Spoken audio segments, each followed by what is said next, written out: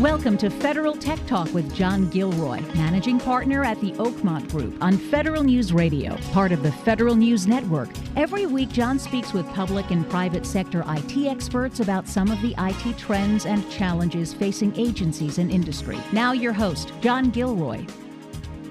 Welcome to Federal Tech Talk with John Gilroy here on Federal News Radio, part of the Federal News Network. Our guest today is Emily Miller, Director of National Security and Critical Infrastructure Programs at a company called Mocana, Mocana. Emily, how are you? I'm great. How are you? Well, if we go down to the metro here and we ask 20 people what Mocana is, they may think it's a drink from Starbucks or something. Exactly. So tell us about your background. It's a very tasty Mocana. Yeah. And so tell us about your background and what the heck does Mocana is for my listeners anyway. Yeah. So real quick, just Mocana is very shortly a cybersecurity software company. But, a lot of cybersecurity software companies focus on network level solutions, and Mocana focuses on device level solutions. So actually providing security to devices and managing those devices. And I'll tell you kind of why that's important to me. My background, I was a federal official at the Department of Homeland Security. I've been working in this critical infrastructure space, both physical and cyber protection, first as a contractor working for Homeland Security and Health and Human Services, and then became a Fed. And what brought me into this space is critical infrastructure is basically what we do as a country, electric, power, water, healthcare, food and agriculture, communications, all of the things that make our economy work and sustain our way of life. And the protection aspect of it, from a physical side, you think about guns, gates, and guards and the things that, protect us in a physical way. But then on the cyber perspective, how do you protect cyber assets to those things? And when my background in physical infrastructure protection, that's really actually tangible stuff. And then moving into, what about the cyber piece? That seems to be bits and bytes of data. Well, there is actually a physical connection to cyber, and that's control systems. And then also in the Internet of Things or industrial Internet of Things, they're kind of be used interchangeably. Control systems signify something specific. But all of those are devices that are connected to a network, sometimes the internet, sometimes internal networks. And those devices actually make the power go. They make your water get clean. They keep your medical devices functioning and doing the controls and how to make all of those processes work. So when you talk about cybersecurity of devices, what you're talking about is not necessarily the network mechanisms that enable those things to talk to each other and to talk to people. What you're talking about is the actual security of the devices themselves. And this is really a hot topic. And there's a gentleman named Brian Krebs on security. And the nerds out there know exactly who Brian is. Oh, absolutely. Brian worked for the Washington Post for many years, got a reputation, kind of hung on his own shingle along with Rob Pegoraro. And so in preparing this interview, I just went to Brian's site and go, hey, what's going on? And he has a whole story about someone went after him and they attacked him using IoT devices. Absolutely. And they shut down his site. Yeah, they did a DDoS attack. Distributed denial of service. And it could have been a heart monitor. It could have been a sensor in your car. It could have been a toaster. It could be a refrigerator. Little IoT devices, because they're manufacturing these, by the tons, and they don't care anything about security. Hey, you just put one together. Yeah, absolutely.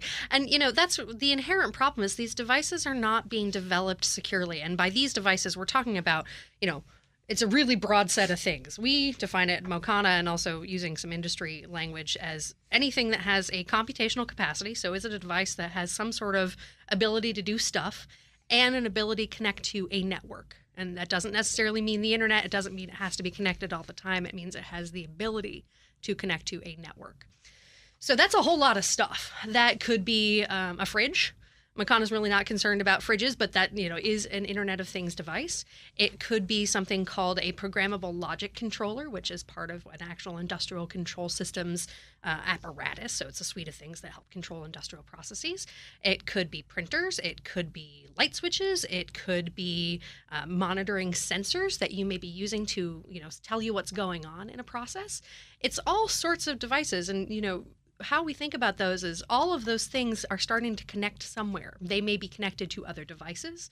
Those devices may be connected to your corporate network, and they have the ability to either be manipulated to do things that you do not want them to be doing, to manipulate the data coming from them, so have the device tell you something that is not true, or in Brian's case, swarm the devices so that they are causing basically to shut down whatever service you want them to shut down. Yeah. Right, because they're not inherently secure, so you can use them to do bad things. So you could say device, and the people across the river may say endpoints. Correct. In fact, yesterday I was talking to a person from this small organization called the Air Force, and Just a little one. He talked about endpoints. He said, look, we have 1 million endpoints. The Army has 1.5 million endpoints.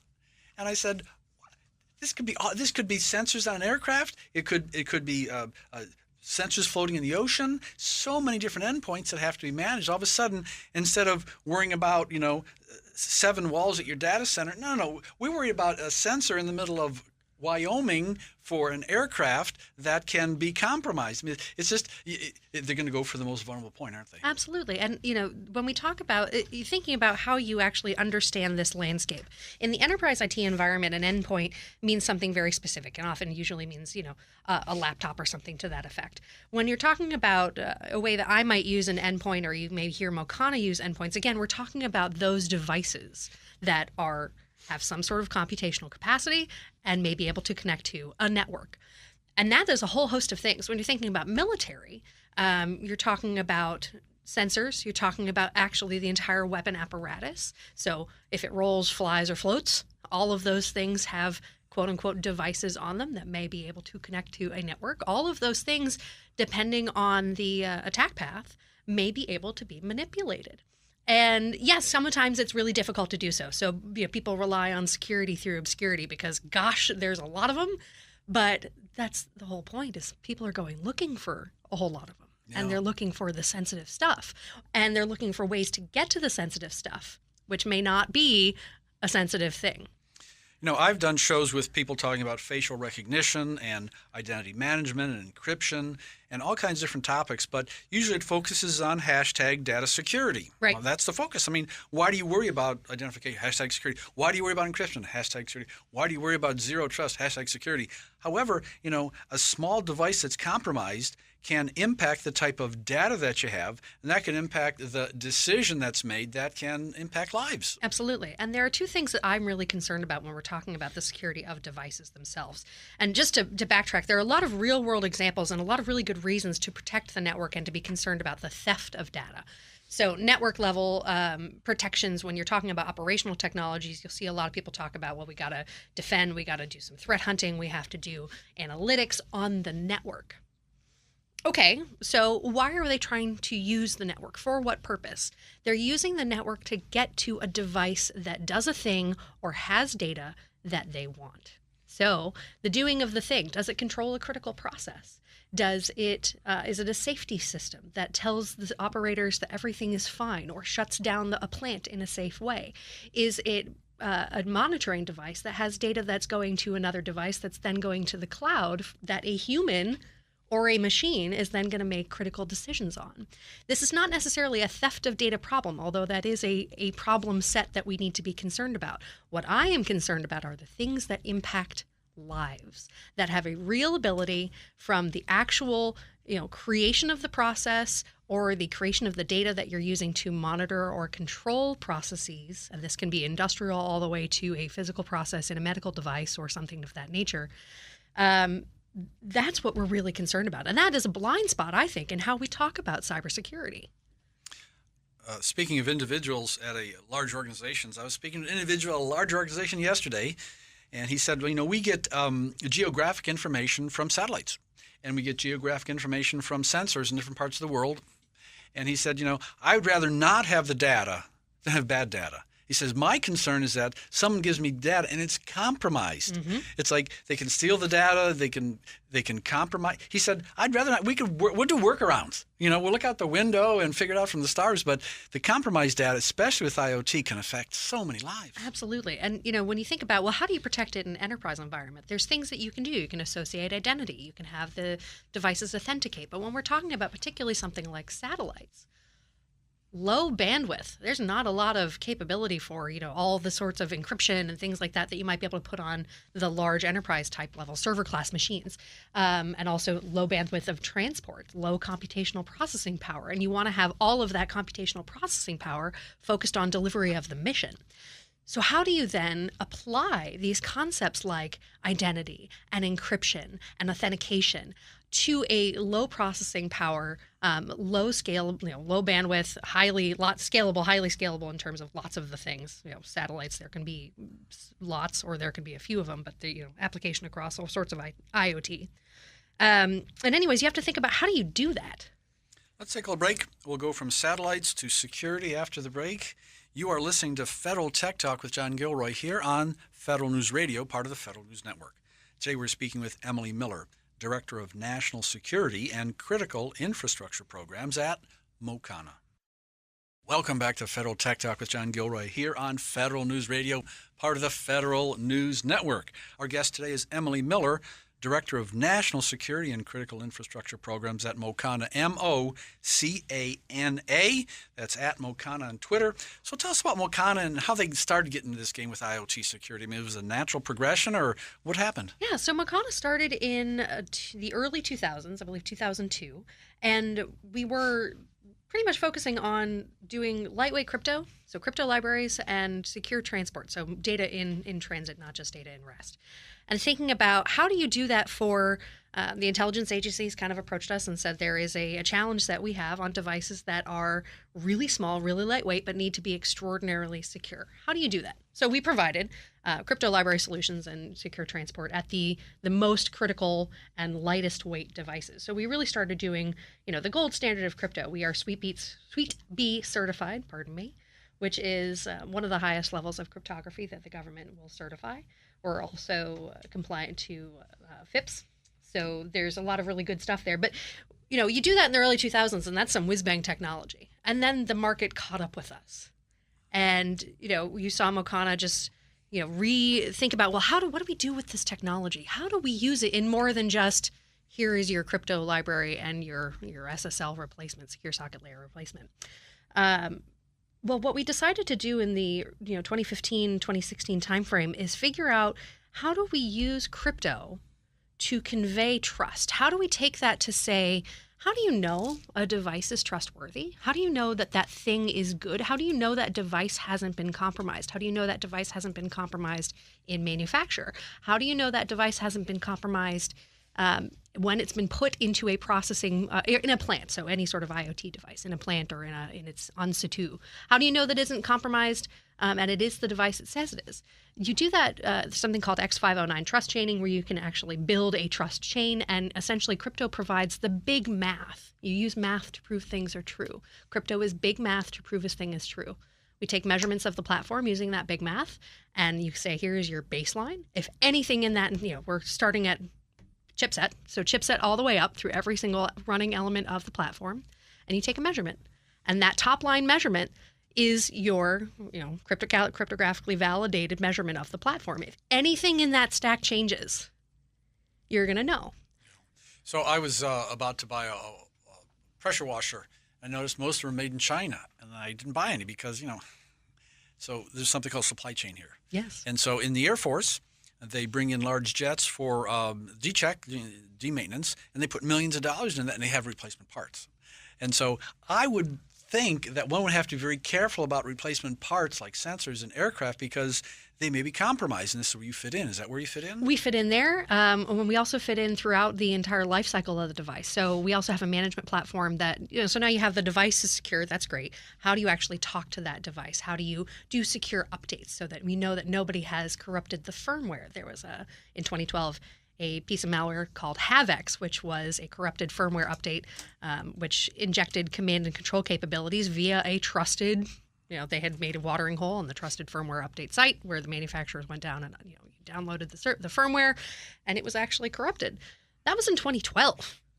I wonder where we are now in terms of firmware challenges. So, what we're talking about for supply chain, and this is really interesting for military, MITRE did a report sometime last year, I want to say in the fall, called Deliver Uncompromised, which is how do you and what are the challenge sets for military, although it's applications across pretty much any industrial IoT, and control systems device.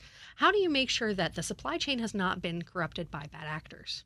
Then how do you deliver uncompromised? And then I would add to that, then how do you stay uncompromised? Once you have validated that it is delivered uncompromised, how do you now stay uncompromised? I was spent many years in the world of software development with the software development life cycle. and now we yank out and put the hardware development life. I never even thought of the life cycle of a piece of hardware as well, an IoT device, a sensor. Yeah, and you have to think about from the very base chipsets. We have trusted vendors we work with, so Intel, for example. But those very base chipsets are not necessarily trusted in every single device. Have you gone and validated your hardware supply chain? Do you know that nothing has been injected in manufacture? There's a lot of stuff made in China for very good reasons. It's a lot cheaper.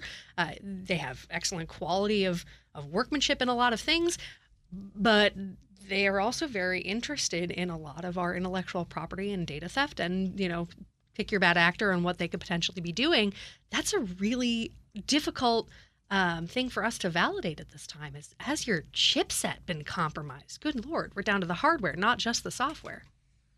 Yeah, in fact, the report I read from MITRE was ATT ampersand attack. Yeah, the attack framework methodology. That's Yep, the whole ATT and CK. And I didn't know it probably has part of IoT. I mean, it's part of it as well. It has to. Yeah, so it's a framework, and it's figuring out how you identify threat actors based on a behavioral methodology. So the attack framework methodology, and actually FireEye just used, and this is really cool. FireEye just used the attack. It's the ATT and ampersand CK, not attack, the word.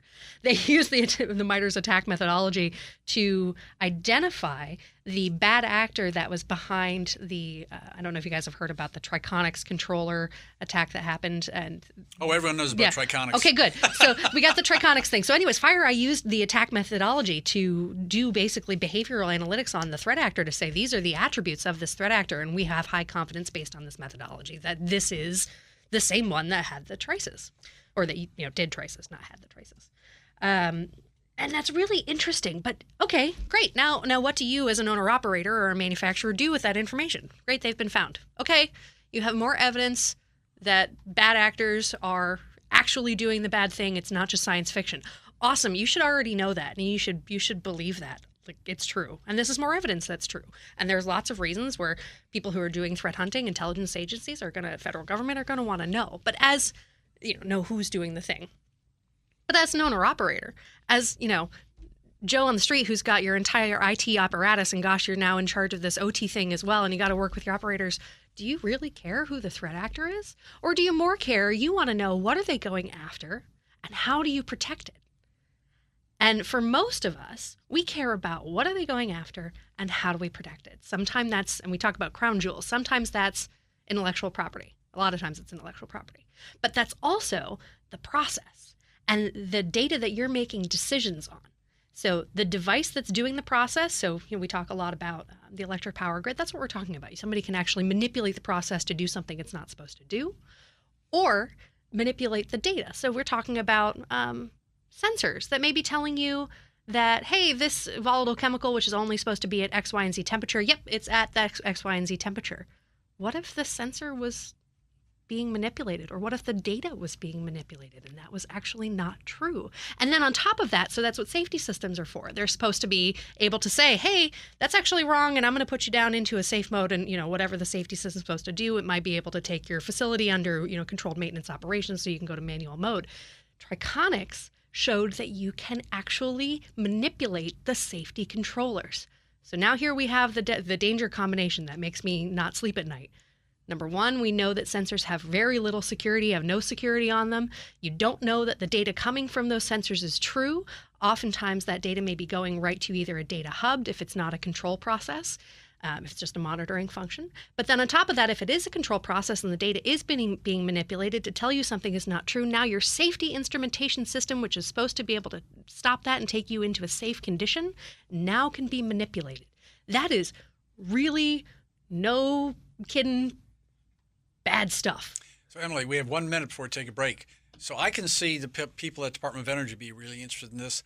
I can see people in the Pentagon be. So what agency should be concerned with this? Every agency, or just every agency? Critical infrastructure organization. Every agency. Everybody has or uses operational technology. Sometimes there is a direct line between what your mission is and the operational technology. You just mentioned a couple of them. So electric, water, oil and natural gas, defense. Those are all things that are highly reliant and actually produce the things.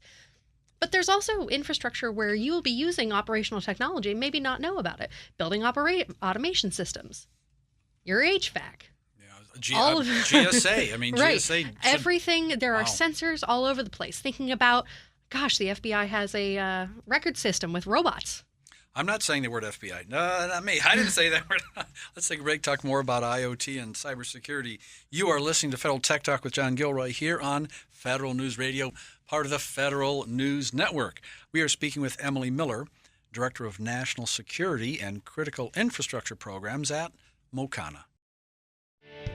Jonathan Aberman here. Join me for an exciting show that examines the relationship between entrepreneurship, innovation, and policy in the Washington, D.C. region. I find the stories that explain why and how local innovation often influences the federal government, and I get stories told by people who are making it happen. I always learn something myself, and I bet you will too. Tune in Monday afternoons at 2:30 on Federal News Radio, part of the Federal News Network, or subscribe to What's Working in Washington on iTunes or Podcast One. Who are the women making Washington, D.C. smarter, better? Listen and find out. Search Women of Washington at Federal News Network. Welcome back to Federal Tech Talk with John Gilroy here on Federal News Radio, part of the Federal News Network. Our guest, Emily Miller, Director of National Security and Critical Infrastructure Programs at Mocana. Well, I'm going to toss out a number, and then you react to it. This is going to be like I throw a tomato at you, and you throw one back. So I have a security report in front of me done by a company, and they surveyed federal organizations. And they came up with this number, which is kind of interesting. They said that 60% of federal agencies say they have been breached in the past, and 35% say a breach occurred within the last year. I looked at it and I said, wow, you probably go, Yeah. Really? I look at it and go, especially wait a when we're minute, talking about 35%? That's 1 in 3 in the last year. Yeah, I mean, I'm actually surprised that number isn't reported higher. And by that, I mean, if we're talking about enterprise networks, you're going to get hit all the time. And a breach, quote unquote, is a really like barn door wide description. That could be we got phished. And we got phished a lot. It could be we actually had an impact, right? But the word breach, that actually categorizes, there are, script kiddies all the way to potential nation states. It didn't associate in the report that I saw that you just talked about, who the actor was and what the impact was. The Department of Homeland Security does offer stats based on that for their incident response program, which is federal agencies and critical infrastructure, both enterprise and control systems. So if you guys are interested, you can look at that. So critical infrastructure, would they use that terminology in the DoD? With the same word or different? Yes. I mean, critical. Because they have a lot of it. Yeah, critical infrastructure, I think, is a little. It's been used for a long time in Homeland Security circles, and I've been living in D.C. this whole time, so my perspective might be a little skewed. A lot of folks think that they are not critical infrastructure because they're not servicing, tens of thousands of people so think of a stadium, for example. That's definitely known as critical infrastructure. You get people in there and you're like, oh, that could be a whole lot of bad that happens right away, right? Not part of the Pentagon. Though. Right. But here's an example of also critical infrastructure. Farms, combines that run on the farms are critical infrastructure. You are critical infrastructure and you are categorized within the sector. Now, the question is, what is your level of criticality? And by that, I mean, are you nationally level significant? Are you regionally level significant? Are you locally level significant? Which may be more of your mom and pops, but you are all critical infrastructure because you are necessary to our way of life. Mocana. If they go there, are there white papers that my listeners can download, get more information on Oh, this? holy cow, yes. So we have two ways to kind of talk to us. You can go to our website, which is mocana.com, the Mocana.com, and also our Twitter handle, @Mocana. We do a lot of, hey, guys, we're really doing this cool thing. You can talk about, where to come see us, where to find us. We're out and about the country and also around the world as well, doing all sorts of great presentations. We have white papers. We have all sorts of things on industrial IoT, IoT security, and security of devices, not just the network for critical infrastructure. So I went to your Twitter feed, #IoT, #critical infrastructure. I figured that. #industrial control systems. All the hashtags. And then #SCADA, probably industrial control system. Yeah, it is industrial control systems. So there's two ways to approach control systems. There's SCADA, which is part of it, and then also DCS, which is another part of it. You can kind of operate with each of those two things differently. People use SCADA as the NOMR for control systems. There's different security approaches to both SCADA and DCS. Control systems is not just one or the other. If you go to Google Trends and type in the phrase zero trust, you'll see a big hockey stick. It's a word that originated a few years ago. It's just everyone. Data center people are talking data. Identity people are talking zero trust. Everyone's talking. They're talking zero trust at the Air Force. So, what does trust have to do with your organization? So, there's 2 points I want to make. We talk about, number one, zero trust being the new thing. My response to that is, yep, no duh. You should not trust anything in your network, in your environment, enterprise, OT, period, until you can actually prove that it is trustworthy. What Mocana does is help you prove things are trustworthy. There are mechanisms to do proving trustworthiness that you'll see in an enterprise environment. You ask users to give me your identity. How do I know you are who you say you are? Government uses PIV cards, so your CAC or your access cards. Prove your identity. How do I know that can I authenticate your device? So now you're entering, if the device is encrypted, you may have, an access password, or you're trying to use the multi-factor or dual factor authentication. All of that is how you prove, in an enterprise language, you help prove trustworthiness. How do you do that to headless devices where a user may not be interacting with it? Right, there are robots now at NASA that don't have PIFs or CACs, and they're operating. Correct. Yeah. Or how do you do identity? How do you do authentication? And how do you do verification? Where millions and millions of devices in an automated way and at scale. And how do you do it simply? Because trying to interact one-on-one as a human doing an interaction with those millions of devices, that's a hard doing. So Mocana will say, well, hey, we got the trust center. This is the answer. That is it. Yeah, that's what we think. I mean, there are elements of what we do that other companies offer. So we can do secure transport. We can do all sorts of things like that. But what we have that nobody else has is the entire suite solution, from the hardware device itself through every element of the stack, and also the scalable, simple, manageable way to manage all of those devices in a secure way. How do you do secure updates? How do you do secure lifecycle management? How do you make a device given an identity when it may be a headless, lightweight device that is never going to be able to associate in the same way that a laptop would?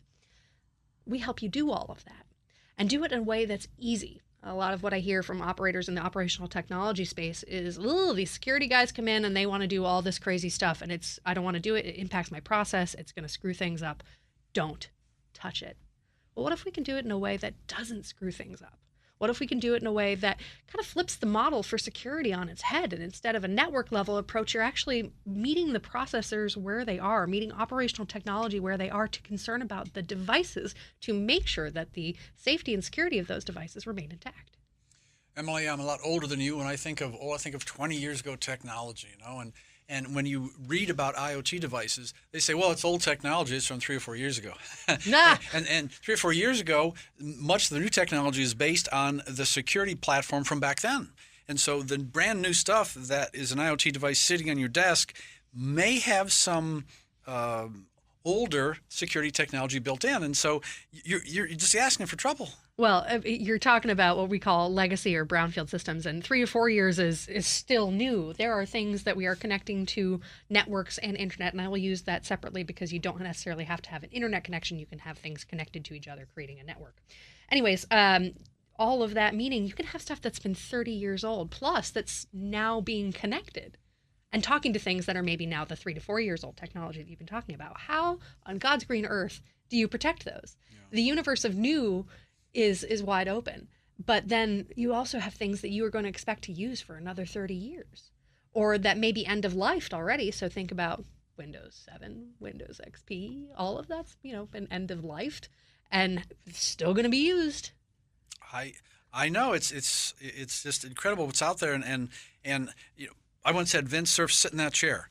And I said, well, in the early days of the internet, you guys didn't think about security at all. Days. And he said, oh, no, we did. But maybe in 20 years, you'll look back and go, well, in the early days of IoT. But the problem is the approach to security is just, username and password. That's bolt on, and bolt on it's worthless, some more. Yeah. Right. And this is why we talk about at Mocana flipping the security model on its head. We take, now the network level approach and solutions are important. I don't want to negate the importance of that, both at the enterprise and at the operational technology networks. However, they have not to date stopped really bad things from happening, or the potential of really bad things. And by that, I mean I'm referring to some of this nation state activity. There's lots of other things that can happen. You can have ransomware, you can have all sorts of things that are also very important. But Emily's particular concern is nation state activity that are doing reconnaissance to learn our networks better than we do, to figure out where our crown jewels are, either in data theft in terms of a country across the Pacific Ocean, or in terms of manipulation to cause actual physical and kinetic impacts.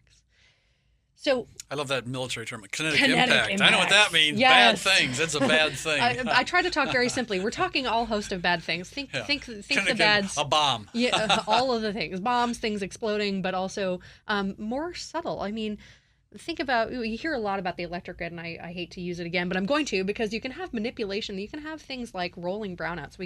We've seen that in the Ukraine. We could see it here. And when you talk about the security of the devices, what you're not getting at is the actual devices that control the things themselves. And network security alone does not do that. Well, let's take a break and come back. And instead of talking about IoT, we're going to talk about saving lives. And what's IoT got to do with saving lives? Fantastic. You're listening to Federal Tech Talk with John Gilroy here on Federal News Radio, part of the Federal News Network. Our guest today, Emily Miller, Director of National Security and Critical Infrastructure Programs at Mocana.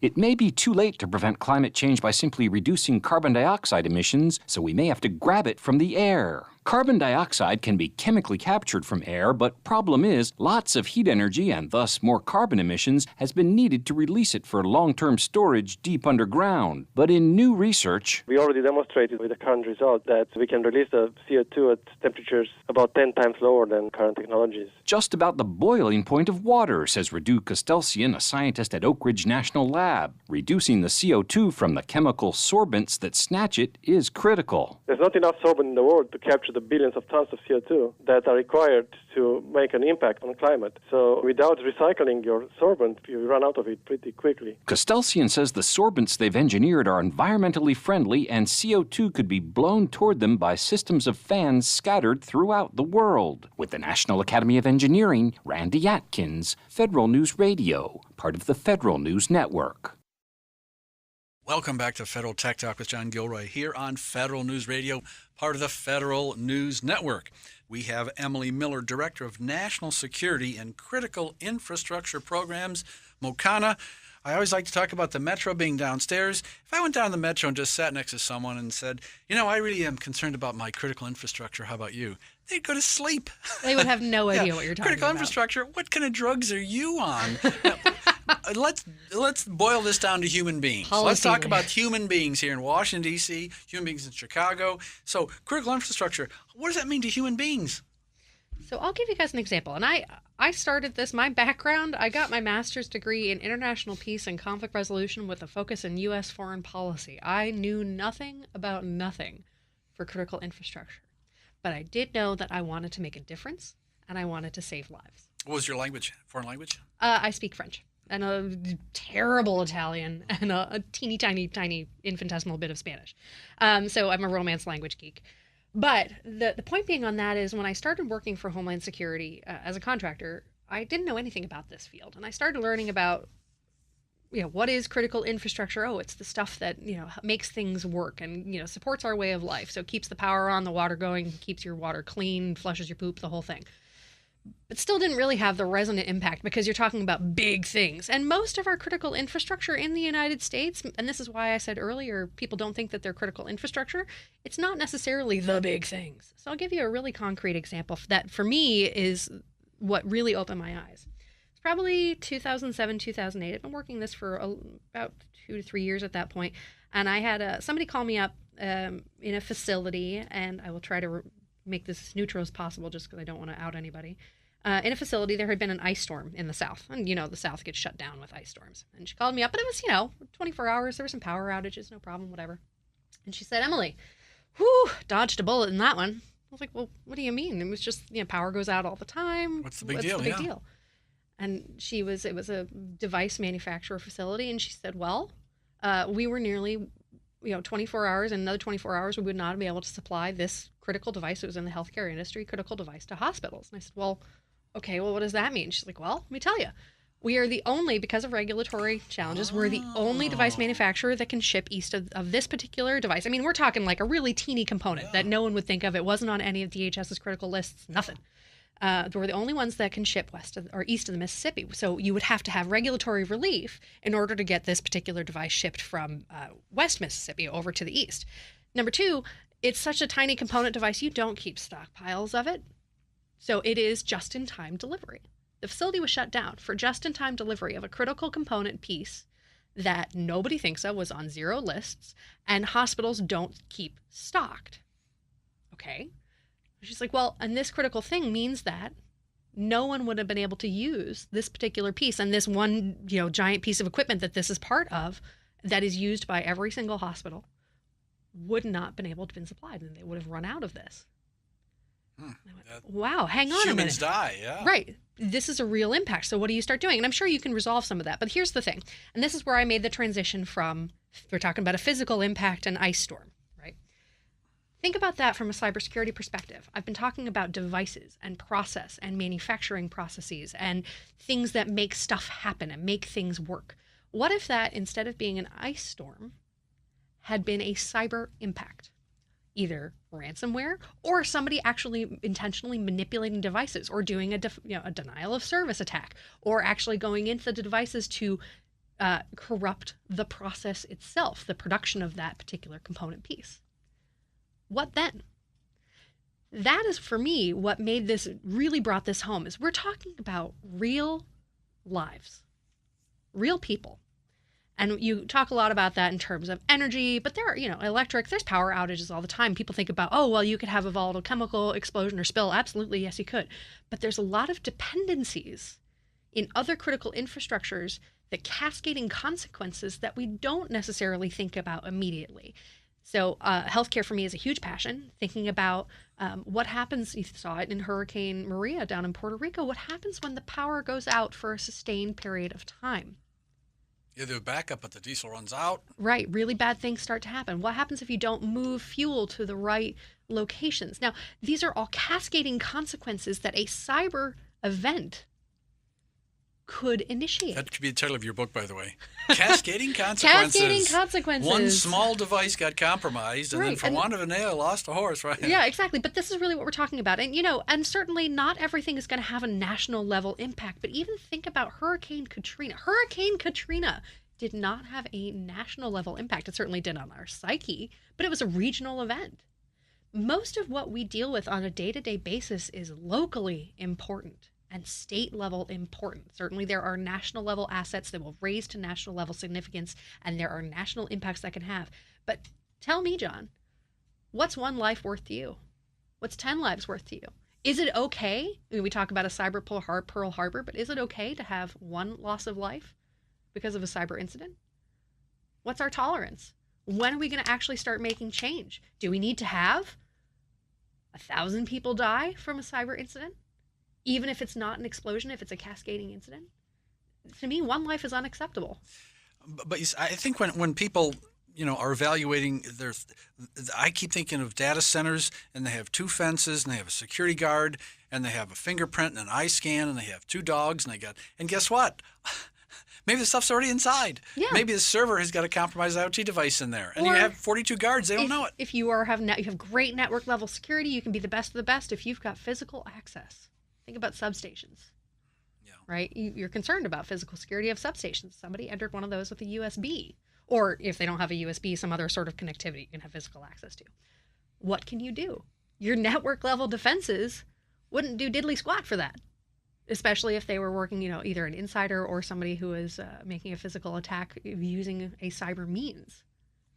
Emily Miller, give us a prediction here for the next 5 years, 5 years here. So you think that an event is going to precipitate a change in this? So let's hear the prediction here, and we're going to have you back in 5 years and hold your feet to the fire. Prognosticators. Yes, we want to see it right here. Tell us exactly. World Series, Super Bowl, the next 5 years, and is there going to be people going to go, okay, we got to trust something. We have to look at the IoT devices that we're just willy-nilly buying. I think that defense is going to push a lot of this. The requirements for device-level security in the federal government, certainly at the defense level, but also in critical things that the federal agencies are using for IoT, is going to push the need for a lot of this. And also when businesses start making the decisions that they can actually implement these new technologies. People know they need to do this, but they say, oh, it's not possible, so we're going to focus on X, Y, and Z, and then the vendors come out of the woodwork to try to sell them a thing. You have to actually look at what's the ecosystem, where are the challenges, and what do we need to solve. I'm a cynic because I've been working this for a long time, and people say, well, when there's a big impact, we're going to make a change. There have been big impacts. The Triconics controller, the impact on the safety system, I have been told nigh on infinitum that the safety instrumentation systems are what's going to save us, and some of these cyber impacts would never actually happen because the safety systems are there. And I've planned cyber exercises a lot, and I've heard that response quite frequently. The behavior has to come not only from a business perspective of you're going to lose a lot of money, but I fundamentally believe we have to put doing good and doing right at the forefront of how we make business decisions. And this makes me a little bit Pollyanna, I know, but we're talking about lives and the potential for lives and how this is going to be impacting us not just 5 years from now, but 40, 50, 60, 100, God willing, years from now. Where is the technology going to take us? How do we not repeat the mistakes of our IT world, where it's bolt on all the security policies, procedures, et cetera, and really hope that we can catch up with that? How do you actually, in a safety critical environment, build security in from the get-go so we can transition from worrying about legacy devices to building security in and preparing ourselves for the future? And the future is going to be cyber stuff in cyberspace. You look at what the Department of remote devices and warfare fought in more than just what were traditional land battles. And we're starting to see the shift and between criminal actors, between nation states. This is a very real thing right now. And God help us, I do not want to see a massive cyber event. But we're already I think we've already passed the tipping point where we need to be making these investment decisions, and we can no longer sit there and accept risk. I have a colleague of mine at Axio who has a risk tolerance. We have passed risk tolerance. We have passed risk debt. We are now at the tipping point. Malcolm Gladwell, like you're saying that. You've been listening to Federal Tech Talk with John Gilroy here on Federal News Radio, part of the Federal News Network. Our guest today is Emily Miller, Director of National Security and Critical Infrastructure Programs at Mocana. You've been listening to Federal Tech Talk with John Gilroy, Managing Partner at the Oakmont Group on Federal News Radio, part of the Federal News Network. Tune in Tuesday afternoons at 1 or subscribe to this show on iTunes or Podcast One.